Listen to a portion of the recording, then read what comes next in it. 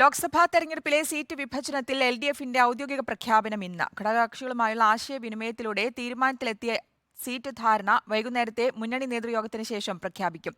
തെരഞ്ഞെടുപ്പ് ചർച്ചയ്ക്കായി സിപിഐഎം നേതൃയോഗങ്ങളും ഇന്ന് തുടങ്ങുകയാണ്.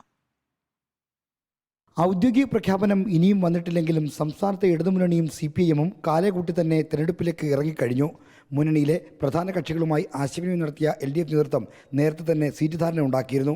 ഇനി യോഗം ചേർന്ന് ഔദ്യോഗികമായി പ്രഖ്യാപിക്കേണ്ട സാങ്കേതികത മാത്രമേ അവശേഷിക്കുന്നുള്ളൂ. സിപിഐഎം 15 സീറ്റിലും സിപിഐ 4 സീറ്റിലും മത്സരിക്കും.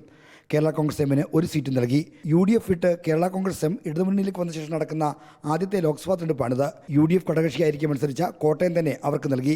വൈകുന്നേരം 4 നടക്കുന്ന മുന്നണി നേതൃയോഗത്തിന് ശേഷമായിരിക്കും സീറ്റ് വിഭജനം സംബന്ധിച്ച ഔദ്യോഗിക പ്രഖ്യാപനം. സീറ്റ് വിഭജനത്തിൽ ധാരണയായതോടെ സിപിഐഎം സ്ഥാനാർത്ഥി നിർണയത്തിലേക്ക് കടന്നേക്കും. സ്ഥാനാർത്ഥി നിർണയം വളരെ വേഗം തന്നെ നടന്നു. നരേന്ദ്രമോദി എപ്പോഴാണോ ആഗ്രഹിക്കുന്നത് അപ്പോഴാണ് ഇലക്ഷൻ കമ്മീഷൻ ഇലക്ഷൻ പ്രഖ്യാപിക്കുന്നത്. ഇതേ ഒരു അനുഭവമാണ്. അദ്ദേഹത്തിൻ്റെ പരിപാടികൾ നോക്കിയാൽ മതി.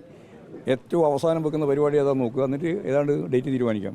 ആ പരിപാടി കഴിഞ്ഞാൽ അപ്പോൾ ഇലക്ഷൻ കമ്മീഷൻ പ്രഖ്യാപിക്കും. ഇന്ന് സിപിഎം സംസ്ഥാന സെക്രട്ടേറിയറ്റും നാളെയും മറ്റന്നാളും സംസ്ഥാന കമ്മിറ്റിയുമാണ് ചേരുന്നത്. സ്ഥാനാർത്ഥികളെ പ്രഖ്യാപിക്കുന്നതിലേക്ക് കടക്കാൻ സാധ്യതയില്ലെങ്കിലും അതിനുള്ള നടപടികൾ തുടങ്ങി വെച്ചേക്കും. റിപ്പോർട്ടർ, തിരുവനന്തപുരം.